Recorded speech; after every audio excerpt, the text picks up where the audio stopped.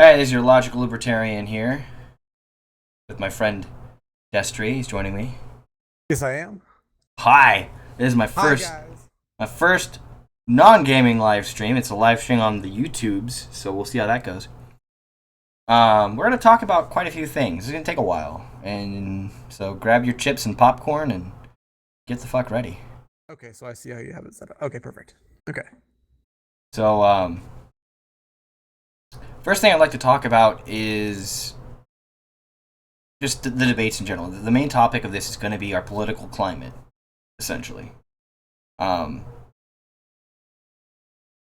we all know that, at least in the U.S., where we are, the debates have been shit. They've been poor, they've been terrible, they've been a sling fest, and a lot of people feel that we should have an open debate. We should have other people come in. I'm an advocate, as obviously the logical libertarian. I align more with libertarians and alternate views. We should have more voices in the debate. So this is going to be included in the discussion about just our political climate. I want this to be also a part of the hashtag open debates movement. You should look that up, do it, use it on Twitter, use it on Facebook, any social media. Try to get other voices in. We missed our shot this year. We had a chance with people like Bernie Sanders. If he would have ran independent, Gary Johnson, Jill Stein, and tons of other candidates that were interesting and unique that we should have given a voice to. May have been more than just a mudslinging contest. But And just to add to that real quick before we continue, it just, especially when you look at what nowadays most people get a lot of their political information is either from just mainstream media, Fox News, CNN. Some people get their stuff online, not a whole lot, not compared to just seeing what they see on the news and just taking it at face value. So when they see the debates, I mean, you can even just see it from what we saw with Hillary and Trump, with the amount of just like shit flinging that was going on and the lies and everything, that people just believe what they want to hear. If they like a candidate, they'll believe it. But if you throw somebody else in the mix, they actually, like if there had been a third party candidate in this one, it might have been a little different, because they may not have just taken part in the shit thing, because they really don't have anything to lose. The only thing they're trying to do is basically pull an upset, so they don't have to kind of play the shit throw level like what Hillary and Trump have to do just to try and keep people content. They can actually try to do views, because I mean, if people don't like it, then they're going to lose anyway. So they kind of have to try to take chances and do something that's against the norm, which the norm, unfortunately, right now is, well, what we saw with the last three debates, which was just bad. yeah, it was disgusting at best. Yeah. If you could even really call them debates. I mean, it was basically just one of them saying something, and then if it was Hillary, Trump saying no, and then there was a little 3-minute argument, and then there was something about how the other person is shitty, basically. Mm-hmm. Yeah, I wouldn't call it a debate either, especially someone. I watch a lot of debates, like actual debates. Mm-hmm. Like atheists versus religious people, or debates on concepts like morality. I'm really into logic and philosophy, reasoning. So when I see that and they call that a debate, I'm like, that's not a debate. That's their political ads on live streamed, essentially. Yeah, and to just add to basically that, I mean, there was something that Trump said that he was basically, and I can't remember exactly what his words were, but there was an article that they talked about it today, where he was basically saying, like, stay tuned for it to get more interesting, like this is some reality TV show that he's trying to get views for, not the presidential election.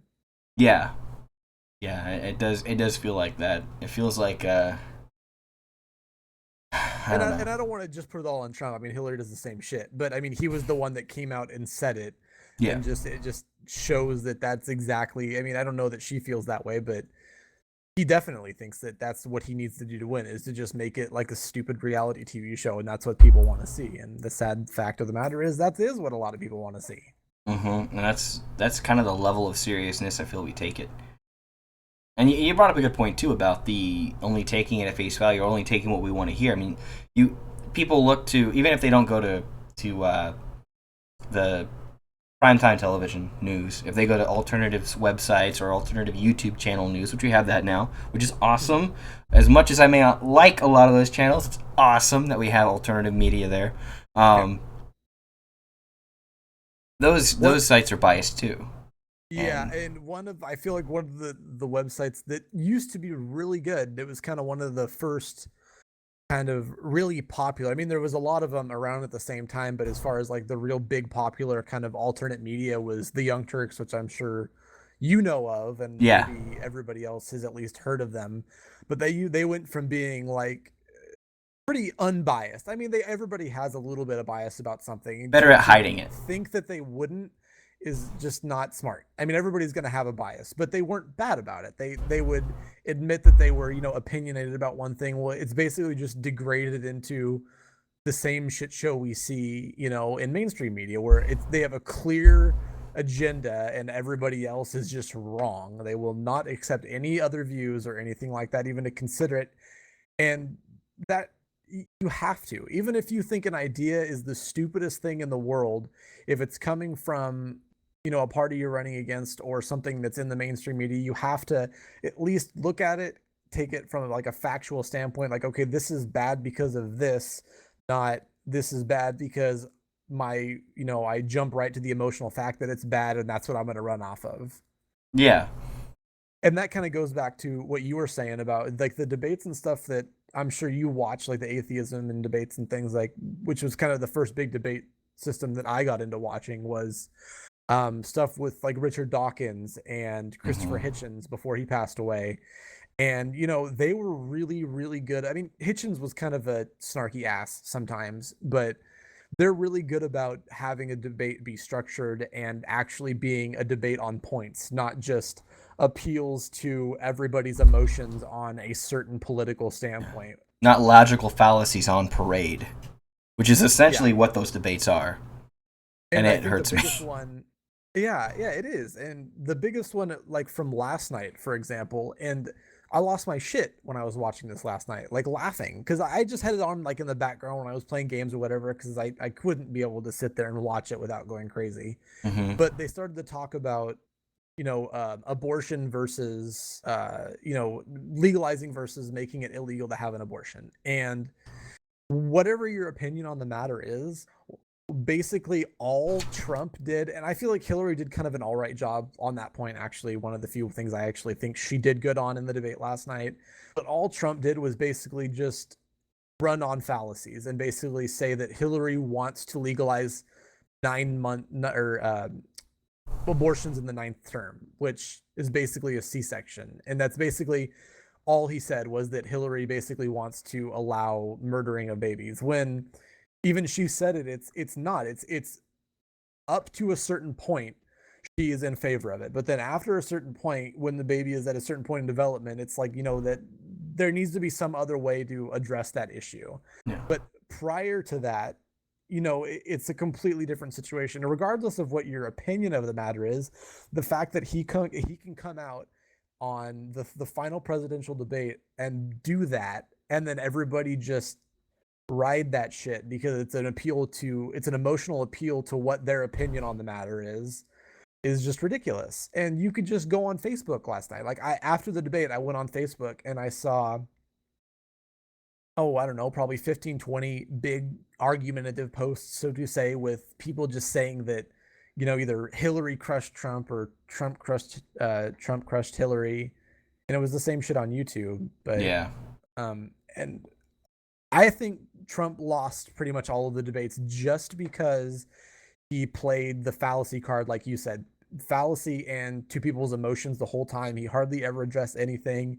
That, and the fact checking on his across all three debates, he averaged, I want to say it was like 115. I know that number is not right. It was somewhere between 30 and 35 per debate, which is basically for every minute that he talked, he lied. There was a one lie that he said every minute of across all three debates, which is absurd. And people just ate that shit up and didn't wait for the next day for people to come out and say, "Oh, look at all this bullshit that they both said." I mean, Hillary had lies too, but it was like 15, I think, across all three. And I just don't understand how people can ride that Trump emotion, regardless of, which candidate you like. Hmm. I don't know how people can just hear everything and assume that because the person they like says it, it's true, especially if it appeals to an emotional, thing. And they use fallacies to apply that, like you were saying. Yeah, and it's well, there's something I want to get into too about especially that exact topic because one of the few sound bites I've heard on that the third debate is about something Clinton said about abortion. But it's annoying that we have that we just have mudslinging, and it's part of the reason why I'm really into bringing. It's why I've been an advocate since I think high school, for bringing in third party voices. I thought even though pro was a little crazy, at least you had a third option, and even a fourth or fifth, sixth option, independence in that. So Yeah, and I mean, that's even if they don't actually provide a viable option, they at least try to bring some kind of, so it's not just a back and forth shit throwing contest. There's a third voice in there, even if they don't speak out a whole lot, which you see a lot in the like. Or I didn't watch too much of the Republican debates leading up to the nominee selection. hmm But I feel like I know I watched a lot of them for both when Obama ran against Romney, and I feel like in those it was basically for the Democratic and Republican Party there was the big candidate always talked over and the little ones hardly ever said anything. But the fact that they were just there bringing in another opinion, it keeps everybody on track. So if there is a third person there, even if 99% of the time they're not going to win, the fact that they just keep they can add a third voice to it and keep the shit fest from happening, yeah.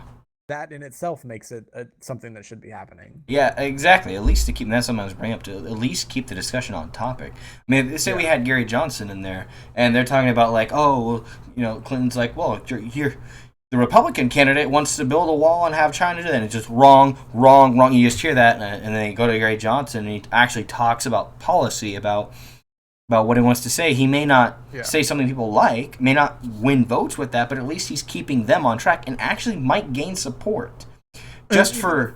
Oh, go ahead. Sorry. Yeah, but yeah, he might gain support just for seeming like, okay, the other two just want to throw mud at each other, but this person actually gives a shit about the issues. That might be an appeal in itself. And even, I mean, even if it doesn't bring, you know, popularity to them, it at least bring it has a chance to bring issues like up into because even they would ask a question and like whatever the issue is, it would just instantly degrade into an argument where, like you were saying, if there's a third person there that throws out um anything other than what they were throwing out, which was basically just bashing each other, Hmm. you get to at least people can see like, oh, there's actually other ways to look at this other than what I think and the demon on the other side, because that's basically every hardliner is basically that way. They're like, my candidate is basically my Lord and Savior, and the other candidate is Satan incarnate, and that's Hmm. basically how they look at it. So even if they say something that makes sense, they're not going to listen to it. But if there's somebody else in there that says one way or the other, then people are like, oh, well, I don't really dislike this person, but they're talking about this, and I don't know. I just feel like with how people are so streamlined onto whatever party candidate they have, if you have some another voice in there, it does nothing but help the debate itself. Yeah, well, that's just the problem with the false dichotomy of liberal and conservative anyway. Yeah. It's not just that. I mean, a lot of people, it's easy to form it into that. Like when people ask me, like, well, where do you align? And being more libertarian, there's a few things that I'm not very libertarian on, but I'm pretty libertarian for the most part. Maybe a bit moderate, but I would say, well, technically libertarian falls under liberal. However, I can out liberal a liberal and out conservative a conservative, and Yeah. it's because the spectrum is different. The way the libertarian spectrum works, kind of like with the liberal spectrum. There's people who are, well, I'm in favor of free speech, and I'm in favor of, free love, and I'm in favor of, you can smoke pot if you want, a little bit more freedom oriented. And then on the other side of the spectrum, The opposite end, you have like the hyper feminist who's like, no, you can't say this, you can't do that, you have to do this. White people need to be subjugated, men need to be subjugated. And on the other side, on the conservative side, it has its spectrum itself. The other people are like, well, no, free trade and just let me have my guns, let me believe what I want to believe. Those types of people, let me own my business, leave me the fuck alone. Let me keep my money. And then on the opposite side, you have, no, you got to believe this. You have to believe in this religion. Fuck the Constitution. You can't be gay. You can't do this. You can't have abortions. You can't. It's each of them has a spectrum of, I guess you would say, closer to what I would call the libertarian, or not quite, almost anarchist, but I would say minarchist. They have a government, but it's very limited. And then the totalitarian of like, no, this is how you are, this is how you think, this is how we are. And each of them has that spectrum, but we don't recognize that spectrum. A lot of times what people do is they say, I'm a liberal. This is hypothetical. They say, I'm a liberal. And liberals are freedom and conservatives are authoritarian. And when you talk to a conservative who believes the same thing, essentially, they tell you the flip. And it's kind of like, okay, well, you realize you both say that. And it's the same thing I run into, too, ironically, with the third-party thing, going back to that. People, conservatives, it's pretty much just, it's a mirrored hypocrisy and a mirrored kind of stupidity, almost like a mirrored mental entrapment that they have allowed themselves to stay into, kind of a cage to not allow them to think outside. A conservative who's backing Trump, even if they just back him just because they hate Clinton, which you brought up that too, kind of voting against the devil in a way. They're voting against Clinton. They would tell me a vote for Johnson is a vote for Clinton, and then the Clinton supporter who's voting against the devil in their mind, voting against Trump, would tell me a vote for Johnson's a vote for Trump. And so like, they can't both be true. They can both be false. Yeah. That's why I'm in favor of that whole thing.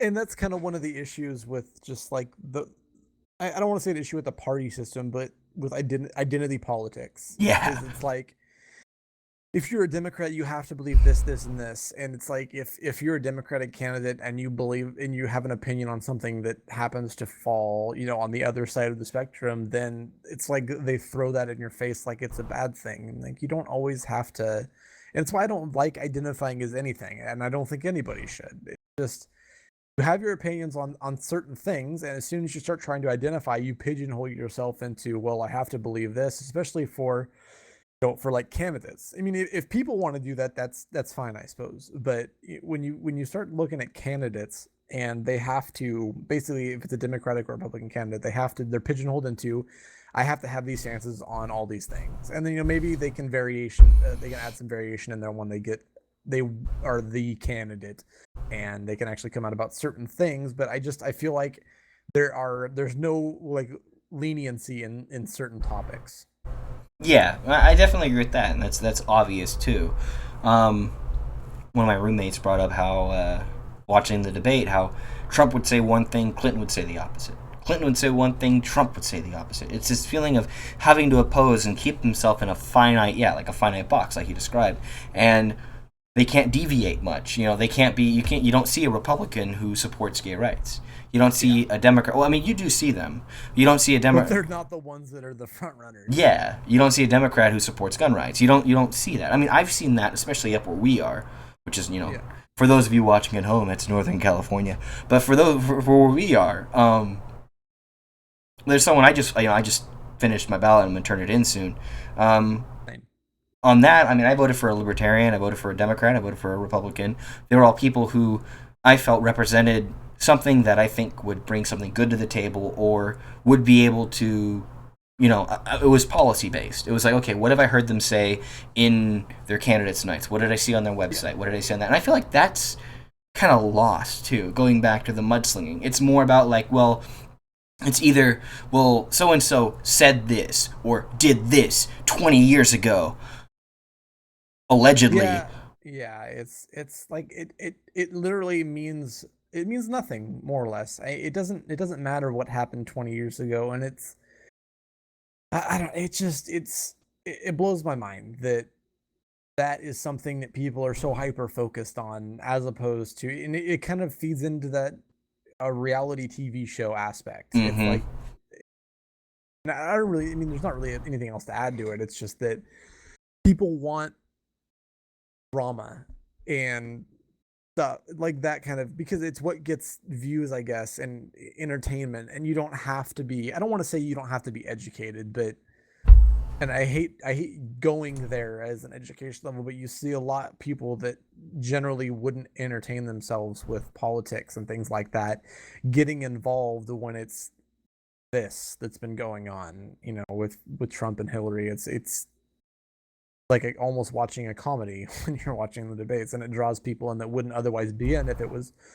policy focused, because watching people talk about policies, it's not that interesting. It's just not. But that doesn't mean that it shouldn't be that way.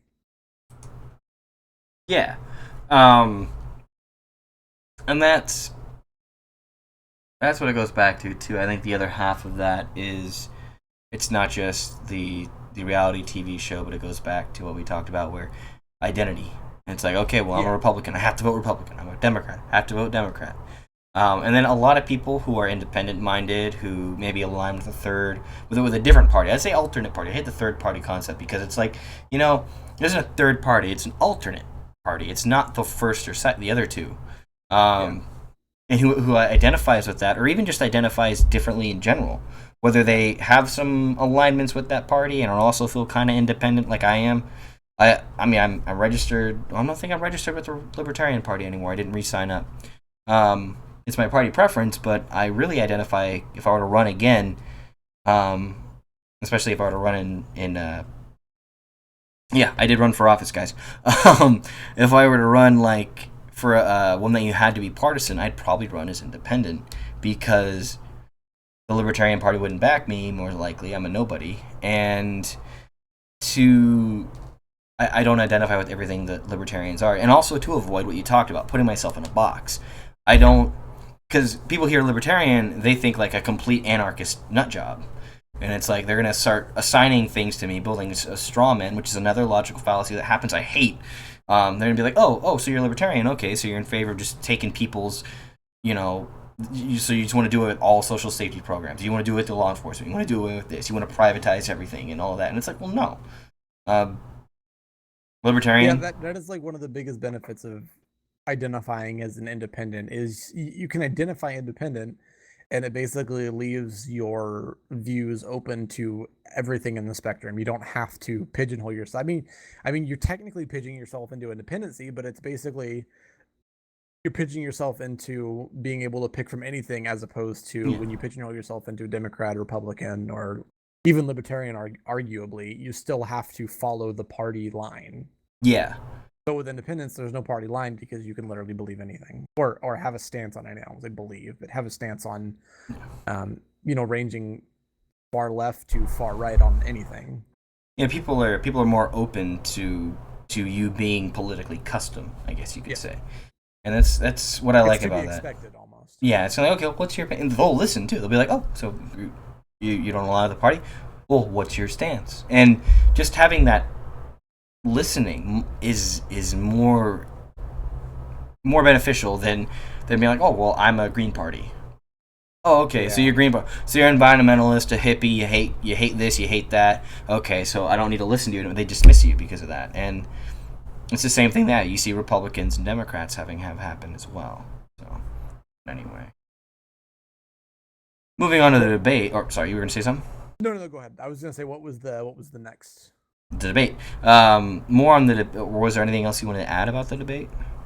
I feel like we kind of leaked over into it by mistake, but I mean, it kind of all like runs together. So I think everything pretty much said as far as like how much of a joke the debates were. But, yeah, definitely. But I guess as far as the whole, what you would see from identity politics versus the the reality show that you see now, I feel like the reality show is something that is just ultra specific to this election, and that before, where we had the identity politic problems, is something that needs to be changed in the long run.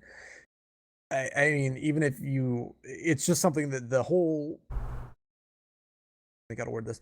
The identity politics thing is something that we've had for a long time, and it's something that's going to be really, really hard to change. But this whole identity or the whole reality TV show aspect on, what's going to get views of style of doing it is something that's brand new to this year, and I would arguably attribute to the fact that Trump's in the election. And while I don't like Hillary, I think that if there was a different Republican candidate that wasn't just running the we need to bash each other idea, was actually trying to push policies, then Hillary would do the same thing. And I don't want to say that, because some people might come out and say, well, if that was the case, why doesn't Hillary just do policies? And I'm like, I would argue that she is not able to, because everybody is writing Trump's dick so hard on all of this, like how he runs or how he plays himself in these debates. Just by, you can see on Facebook, people think that he raffle stomps Hillary when he averages a lie a minute, and people just do not care. They want to see this ridiculous shit that happens because they either A, hate Hillary,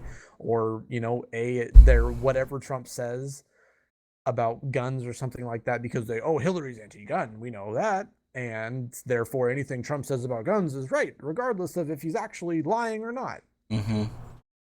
Yeah, that's the thing that happens with all of that. But speaking of which, the next topic was going to be talking about the orange spectacle himself. Let's talk about Trump for a bit. I'll be honest, me personally, if I had to pick between Clinton and Trump, I would take 4 years of Trump and him either getting impeached beforehand or not, because I think that would happen, over 8 years of Clinton, because I know she'll get reelected. That's just me, though. The way I gamble it is Trump's going to be confined by Congress and by the rest of the world. He's not going to be allowed to do half the crazy shit he says he can. And I think he's not going to. He's going to be more close to Clinton than a lot of people think. One, he's a rich person. He's not going to end a lot of things that she also wouldn't. And that's just my view. However, there's a lot of negative shit, and that's a very narrow. That's what the decision is. Who's going to be less worse to me? Yeah, but a lot of people disagree. Picking the lesser of two evils in like the most ultimate case. I mean, that's usually the case for most people. Yeah, but this is like the epitome of the lesser of two ultimate evils kind of thing. Mm-hmm.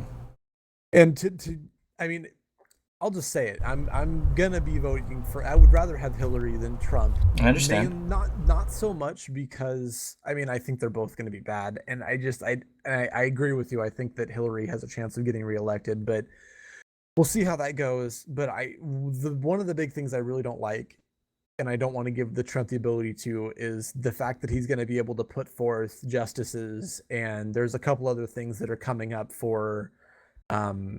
I can't remember what they are exactly, but they're basically whoever wins, they're going to be able to put forth the candidates for it. And there was like 5 or 6 different things, and I'm feeling dumb right now because I can't remember what they were, but I just don't want Trump to be putting people in there. They're going to be in there for a long time with his mentality, because he's going to be gone in 4 years, but then those people are going to be in there depending on. And I think some of them were some justices that were going to be in there for basically life, more or less. And it's just, I don't want people in there that think like him for more than 4 years. And I'm willing to put up with Hillary for 4 years to avoid that shit from happening. Yeah. And I think that's where, as bad as it is, I think that's where most of my decision on that. And some of the stuff that Hillary does, I agree with, I guess. I don't like either of them, but again, it comes down to that lesser of two evils kind of thing. Yeah, no, I understand. I mean, it's a good point too. That's the biggest thing, is the Supreme Court justices, and I don't know. When it comes to that, I hope Congress just blocks both of them. Either way, just blocks. Yeah. Just 4 years of just blockage, just bad constipation. And I can't remember if it was a justice. I know Obama is right in the middle of putting a candidate forward, and they're basically they're blocking him. Yeah, they're blocking him, which is fucking ridiculous. They either need to accept or deny him. Just say yes or no, and then they can go into the whoever wins the election and either do the same thing, block him. But I don't know. I just think it's ridiculous that they're blocking Obama for basically no reason. I mean, they have a reason, but I don't think it's a good one. Yeah, it's pretty much we're conservative and you're liberal. Yeah, we have the power. Yeah, but. I mean, there's a lot to unpack with Trump, though. Everyone's talked about it. What do you think of the whole grab him by the pussy thing? I mean, I already didn't think that he had any respect for women, just because I've seen a lot of shit that he does. That didn't really add any less respect for him than I already had in regards to how he treats women. Came more as no surprise. Yeah, and I mean, yes, I do think a lot of people talk like that, but one thing different between Trump and the average person that would locker room talk like that is that I think Trump actually does that shit because he isn't a powerful man, and a lot of women, not all, but a lot, will do a lot of things to get in bed or to get money from somebody like that in power, attention, whatever it is. And I think that some people would allow that to happen. Yeah. But The rock star effect. I don't want to say, yeah, it's basically that. I don't want to shit talk Trump because he's got a different. Basically, people allow him to do it. Do I think it's deplorable?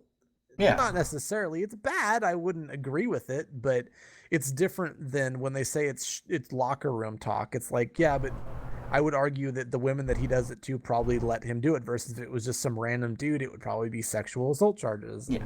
Like that. That's the very thing that I've argued is that, well, I really don't like it. I think it's disgusting that he views himself that way. And I think it's something that's been, sorry to interrupt, but I think it's something that he's just been around since literally his whole life because he's always been he's always been rich. He's always been rich. Despite what he likes to say and people like to just believe, he's always been like that. He's always been rich. He's always had that mindset. He's never been anything else.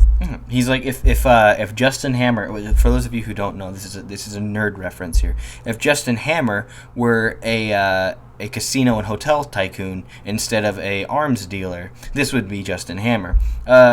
Justin Hammer, for those of you who don't know, he's opposite of Tony Stark in Iron Man. If you've seen him, they had a depiction of him in the second movie, making him younger instead of older. But he was a former party boy, similar to Stark, instead of being a good guy who is snarky but stands up for morals. Hammer was pretty much Dick Cheney.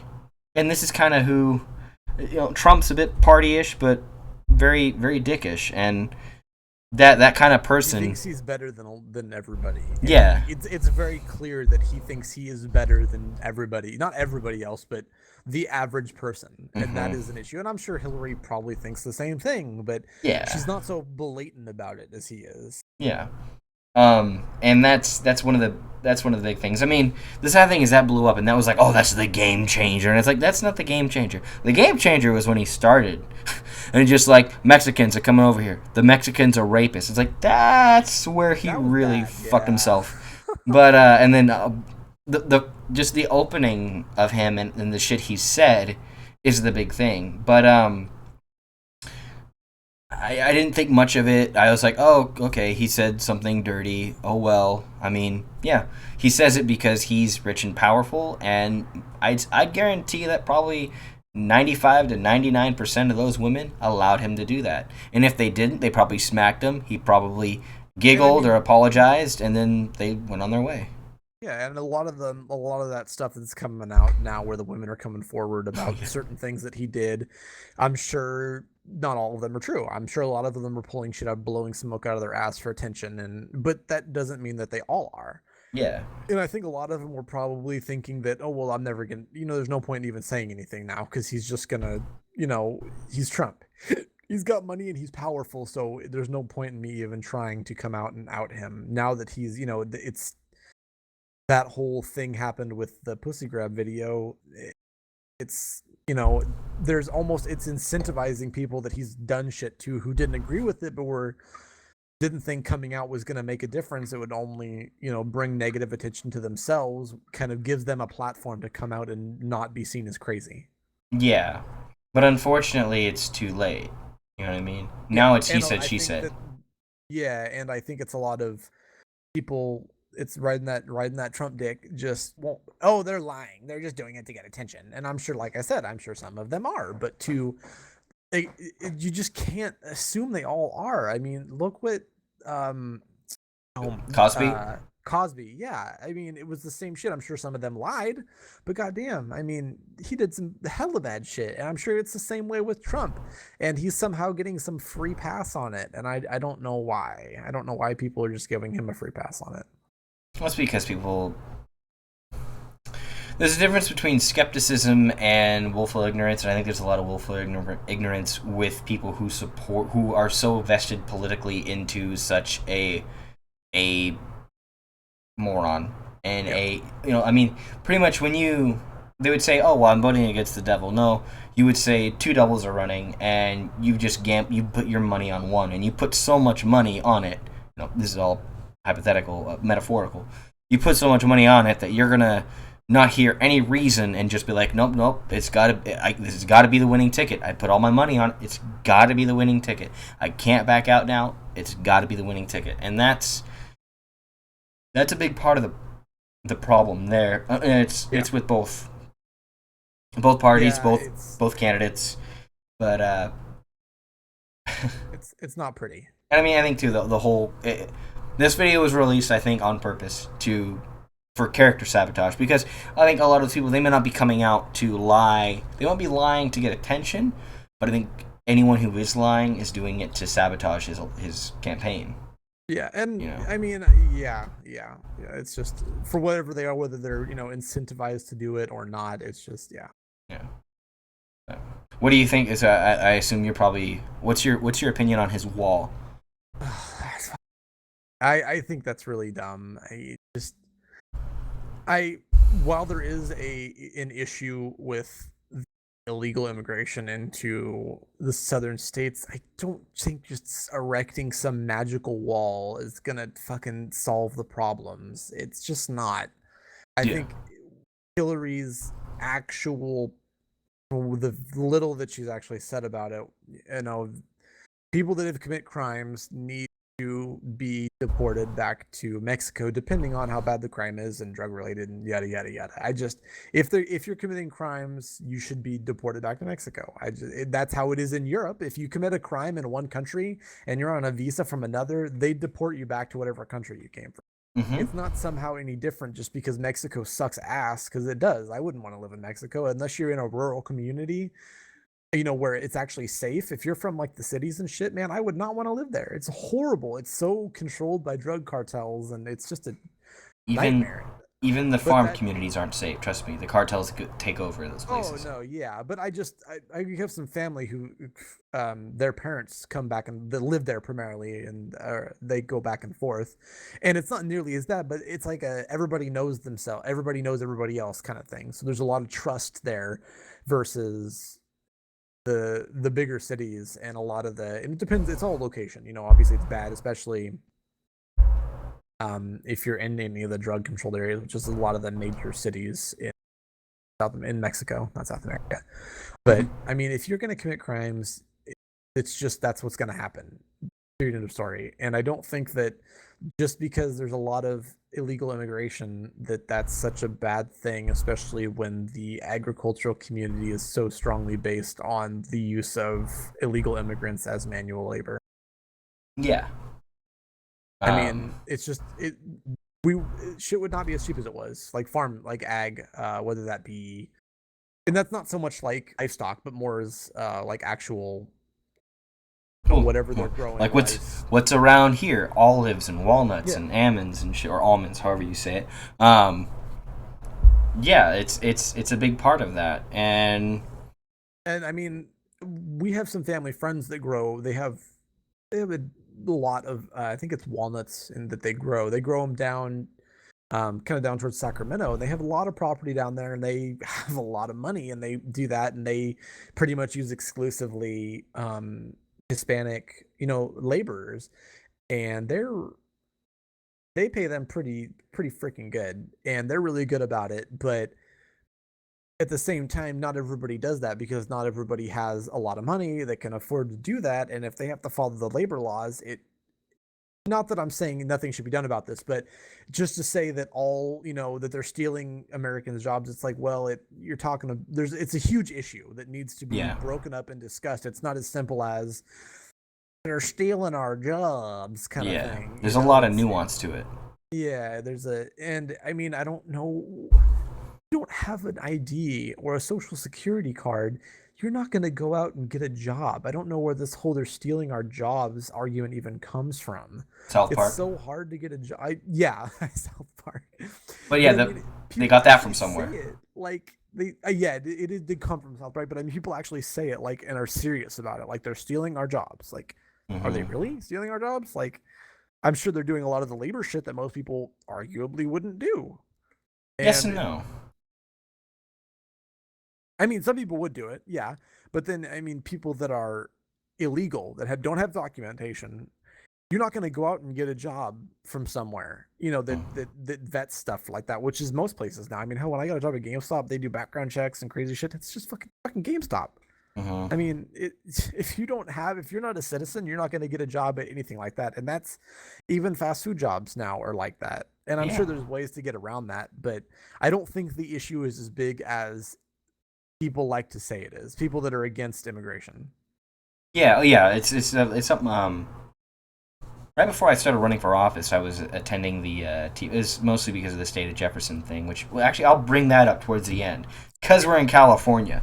For those who want to know, and you Oregonians just up north who may be watching, which I don't even know if anyone is, but the Tea Party was very much like, oh yeah, the Hispanics coming in, the illegal Mexicans coming in, and there was Mexicans. a lot of racism, a lot of gay, homosexual slurs and that and the shit they talk about, and it's just like, fuck, dude, didn't want to think the Tea Party was this bad, but it kind of was, and they were very anti-atheist too, which made me uncomfortable. And they figured out I was an atheist. They were like, "Oh, you're a Democrat," and I was like, "Do not fucking call me that." That's the pigeonhole right there. They Yeah, pigeonholed you just yeah, they're because you just like, believe one thing. yeah, oh, you're an atheist and you support gay marriage. You must be a Democrat. I was like, yeah, okay. Let's talk about guns and see who's more pro second than you are, who is. But anyway, Yeah. back to it. They were like, oh, they're coming up here and taking our jobs and da da da da. And I was like, you guys realize and a lot of them were like into ag and farmers or like they worked for farmers. Like you realize it's the ag, like the more rich ag people who hire those people, who hire illegals to work the orchards, to work the fields. I work at Big Five. You know how many illegals we have come in a week to get fucking boots for the field? A shit ton. And we know they're illegal because they come in and just like, oh, can I help you? And they're just like, well, what can I get for you? Oh, no, just looking. And it's like, oh, okay. And it's like, yeah, Yeah. I mean, not to profile too much, but and I mean, there is a solution I've heard from a presidential candidate. I'll let you guess. The solution is this, which it may be similar to another one, but this is the one I've heard, and I think it's the best so far. You keep it the way it is. However, the illegals that you can document, that you can figure out, you need to you give them a time frame within X amount of time, like 3 months, 6 months, a year. Have to either get a work visa, school visa, or become a fucking citizen. Like work to Yeah. become a citizen. If you don't in that time, you're out. You commit a crime in that time, you're out. You commit Yeah. a crime once you become it within after X amount of time, like you get a buffer period after, you're out. Yeah, I Actually, I agree. don't know about the second part. The last part, I don't think they did. I think that was something I added. Yeah. And just to kind of little tidbit onto that when you're talking about, the big money ag people using illegal, they're not even all legal. I mean, it's just Hispanic labor, some of them legal, some of them aren't. Mm-hmm. Um from people that I've talked to who are in big ag, whether they're our family friends or other people who I've just talked to, they've all actually said that those people work almost infinitely harder than when they've gone out and hired, just they put out ads for, hey, we need manual labor. Those people come and they half-ass it or whatever, whether they be black, white, Hispanic, whatever, just the standard US citizen person coming out, they don't work that hard, and then they go out, and that's why they use a lot of the illegal, or primarily just that Hispanic community style of the people that come out of, I'm trying to think how to describe it. Like not so much like like the like an integrated. Hispanic person, where it would be your standard person, like somebody who came from Mexico or is like a child of somebody who came from Mexico. So they're very rooted in that culture. Mm-hmm. And you can tell, I mean, when you look at somebody that's very much like almost like a white person Mexican versus like a Mexican Mexican. And the Mexicans work very, very hard. And that is why a lot of them, get those jobs, because it's shitty work. It sucks. And they do it, they work really hard because they know they have to afford to be able to stay here. And it's like their version of the American dream. And that's where like the work visa thing is. It's like those people could easily go out and get work visa. I don't easily, but they could go out and get work visas for stuff like that. And I think those people shouldn't be punished. It's like you said, the people that don't want to do that want to just mooch and do drugs and commit crimes and do shit like that. Those are the people that need to be sent back. Yeah. The anyone who's from a cartel coming up here to work up here. And Yeah. there's a lot of ways I think we could handle illegal immigration. I think it's really nuanced. One is that, and that the policies I described, Gary Johnson, that's like most of that's Gary Johnson's policy. People try to say he's weak on immigration. I'm like, that's not weak on immigration. That's pretty fucking reasonable. It's like, okay, Yeah. become a citizen, get a work visa, or get the fuck out.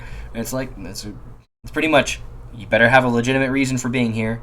And there's Get ways to one. implement new ways. Not, I don't want to say new ways, but like kind of streamline the process for people that want to put in the effort to do it. Yeah, because if you want to become an American citizen, we should make it fucking difficult.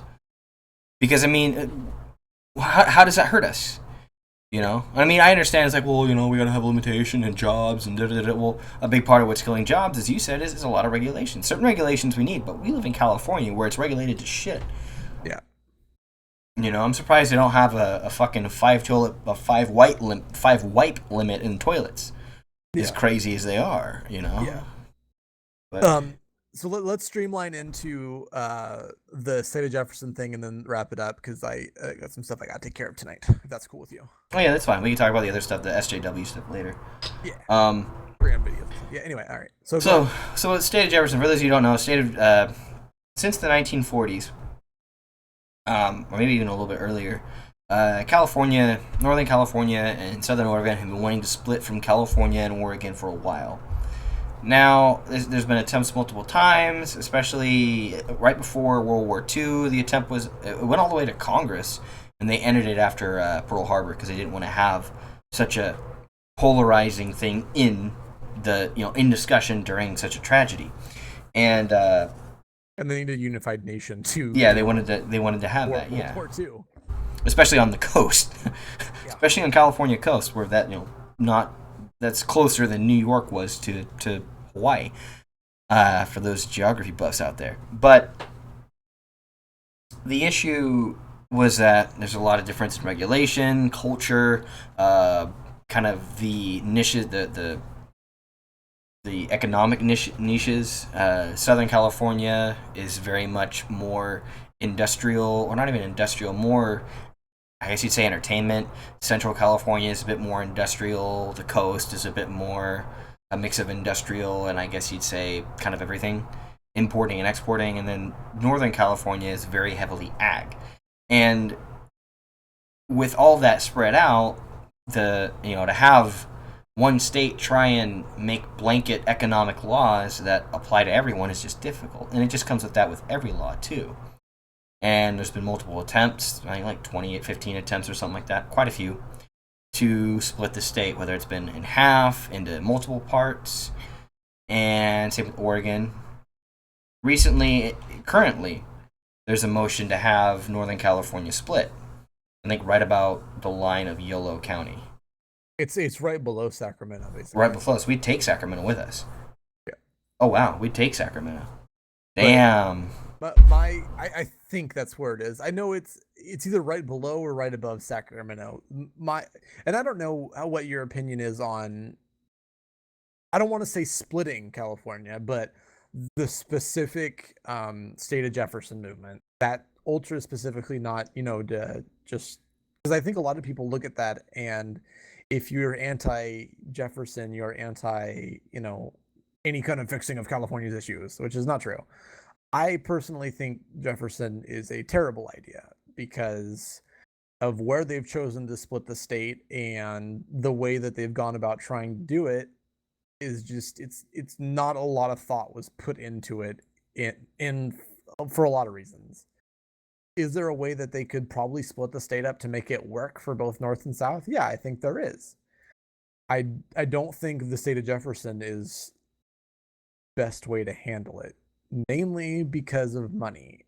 Mm-hmm. If they cut too much of Southern California away, there's not going to be any money in Northern California. And just from talking to State Jefferson people, which I try to get a lot of information from them on certain things, and a lot of the big thing is like, well, we have ag and we have water, we'll sell water. And it's like, we're not going to, that's not enough. You can't just build your economy off of that. It's not going to be enough to support the massive infrastructure that California has. It has one of the highest infrastructure costs out of any state.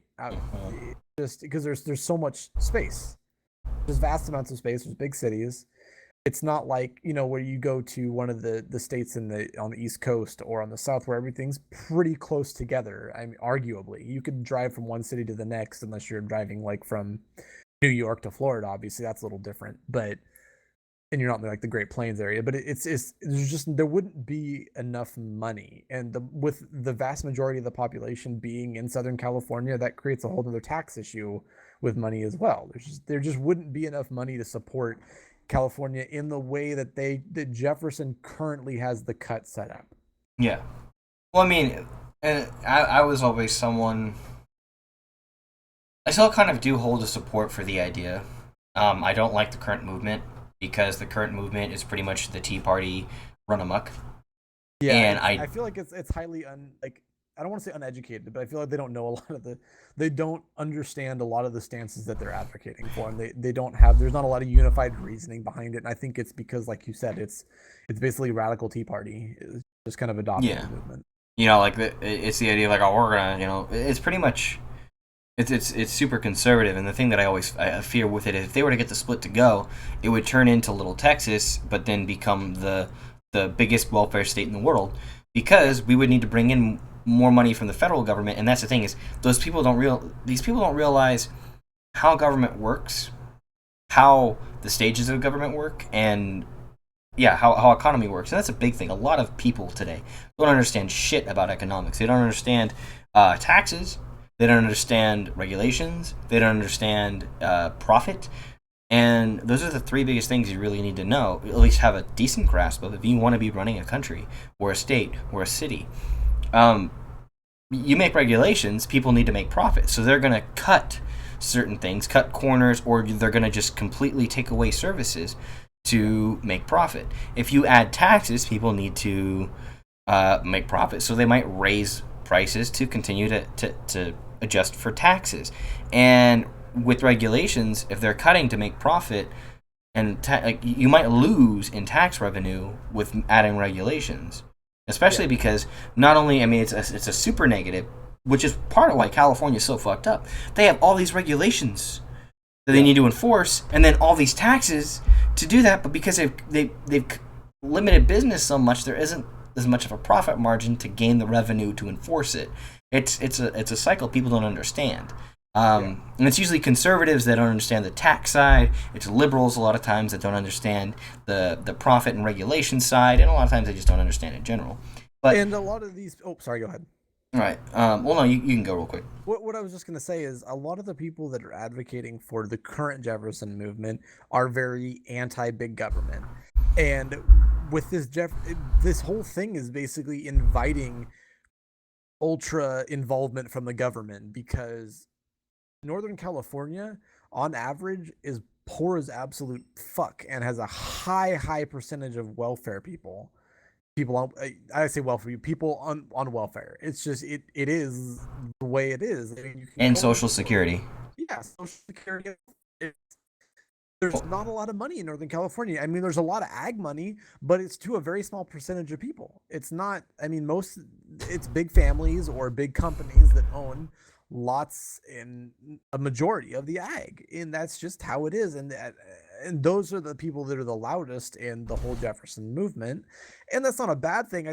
They don't understand and they get these people that jump onto it. Like, especially you see them if they're, I say Western, but more if they're more like hick, I guess. Mm-hmm. I don't like saying hick because that's kind of a derogative term, but Oh no, fuck it, use it. like country people. They get these people to buy into it, and it's like they don't realize that Northern California is vastly made up of people that are on welfare and social security. There is not a lot of income there. There's just not. People don't, most of the tax money and everything that comes from the cities like San Francisco, LA, San Diego, Sacramento too, but it's not nearly as big. That's where a lot of the money is coming from, and especially from Silicon Valley. That is hugely profitable and one of the biggest reasons why California is as powerful it is now. I mean, it's the tech capital of the world. They have huge amounts of money going into Silicon Valley, and basically the Bay. I mean, it's up into like San Jose too, and San Francisco. It's along the northern the Bay there, and not Bay but coast. There we go. And it's just to cut out all of that would be to basically fuck Northern California as far as financially, as far as what's financially speaking, and involving what you're saying, like more regulations and more involvement from the government, which people already don't want. And it's already overregulated and the government's already over involved in California. Well, that's another thing people don't realize too. Is they say, "Well, we have ag. This will be our biggest thing." One problem with that, ag is extremely subsidized. People don't realize how subsidized ag is. That's why I always get annoyed with any person who's involved with ag, especially if they are involved with subsidized ag and they talk about being a conservative, wanting to limit government, and they bitch about welfare. And it's like, dude, you're a big ass welfare queen yourself. Like you fund your farm by subsidies. You have to pay a little tax to allow grazing on public land, but like you're using public land to graze essentially, and you're paying tax. So am I. You're using land that I pay for to graze, as well as you're getting money that I donate, through taxes, to keep the prices of your milk and your eggs and all this other shit down, so I can buy it at the store. Essentially, ag, the way our American system's set up, ag cannot exist without the government, and a lot of people don't understand that. And I feel like it comes down to lack of higher education and understanding it. Because I mean, if I just look at myself from high school to when I went to college, even if it was just a junior college, which I spent most of my time in a junior college, the amount of stuff, and I feel like a lot of my teachers were very good in not being biased one way or the other. They did a very good job of portraying both sides and just showing how that stuff works and giving you an idea of, wow, it's not just that cut and dry. It's a huge issue that cannot just be simply solved by, we need less government. The government's in here regulating all our shit. I'm like, yeah, they're regulating your shit and they're making it affordable for you and they're allowing you to be as profitable as you are. Mm-hmm. Yeah, so there's a misunderstanding. However, I think there is a solution, and this is the way I feel, which is, I think instead of being State of Jefferson, I think we should, and this is something I brought up a lot to anyone when they ran, and they had no fucking answer because they never considered it, and they kept thinking I was saying something else because they're fucking idiots. They had the guy who's running at this time, Mark Baird. He came down to Red Bluff, and do you remember Jeff Foster? Yes. All right. He, myself, and I took my brother because I was like, okay, Keith, I want you to go and I want you to watch what these people say, how they react to questions, kind of give them a lesson in how bullshit politics go and logic in that. And I had a couple questions. And I let him know first, because it was when I was running for office. And I was like, hey, I'm running for office. I hope my opponents are here. Both of my opponents were there. One came up and asked another good question. The other one came up and just said, like, I support you guys, and left. And it's like, okay. Good answer. But the question I asked is, okay, so down the road, in order to split from California, you need the support from California. California needs to let you go. California Congress needs to let you go. Have you reached out to other counties like Red Bluff, like Tehama County, like our county, or other counties up here from Southern and Central California, like Imperial County, the areas in Bakersfield, all of that? Have you reached out to them to get their support, to say, hey, we want to split. We want to leave California. We think that we want to do this. Reach out to them and say, would you be willing to let us do that? Would you be willing to advocate for us, your representatives, in Congress? Yeah. And they're like, we don't need to reach out to them because they're not going to be a part of it. And I'm like, you're a fucking retard. They're not just going to let you go. Yeah, you're not going to get support. Have you reached out to people who are maybe more conservative or more sympathetic to rural ideas or less regulated ideas in San Francisco, in LA, in San Diego, in Santa Clara, all the big places? And like, well, no, they're liberal. We're going to cut them off. And that's the problem. They basically just don't want to involve themselves with anybody that's not in their little world. Mm-hmm. And they're not going to get anywhere unless they involve themselves in the bigger picture. Yeah. And that's they've pigeonholed, I don't want to say pigeonholed, they've created it's more or less a circle jerk that they've created for themselves. And they're not willing to get out of it. It's the echo chamber effect. Echo chamber. Like feminism today. Yes, it's basically that. We'll talk about that another time. Yeah. And I am done. For that, I think we did a pretty good job on everything. Yeah. Kind of addressed most of the stuff. The whole Destry and I issue could be a whole video on its own. That should be maybe next time. I think we kind of touched on a lot of the main points for it. Yeah, definitely. And thank you for joining me with that. Yes, it was good. It was good. It was good. I don't know how long we went. Probably about an hour or 45 minutes. I think it was an hour. Yeah, we started the right about 7:50, I think. So yeah, we got a lot out. I'll try to do this another time. I think I might even do this on my own sometimes, just to talk to these people raw. Yeah. And I'll try to grab some. If I see a video or something down the road, I'll grab it and hang on to it, and we can do a segment on just like discussing feminism videos or SJW videos or BLM video, whatever videos on the government or the current political situation, just interesting stuff. And then we can, make a bank of like 10 videos or whatever, and then just go through and talk about them. Oh yeah, definitely. Yeah, thank you for joining me, Destry. Yes, thank you.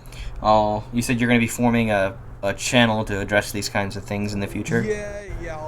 I'm going to try to do some reaction videos. I don't do a whole big educational spiel or address it on a complete understanding level like people like Sargon or other people like that, Thunderfoot, but just having a kind of basic conversation of it, I think is worth my time just for that. So yeah, I will be making one. Definitely, and I'm thinking of having other people do this, join me too. We might have more than one person join for the team speak. And I'd just be giving that information to them, letting them know that we're using it just for that. I have to get to know them first on Skype. But yeah, so thank you. Good luck with whatever you're going to go do. Thank you guys, whoever watched, if it was just one person or just Destry and I checking the stream, either way. If you're watching this afterward, thank you. And see you guys next time. Later. Bye.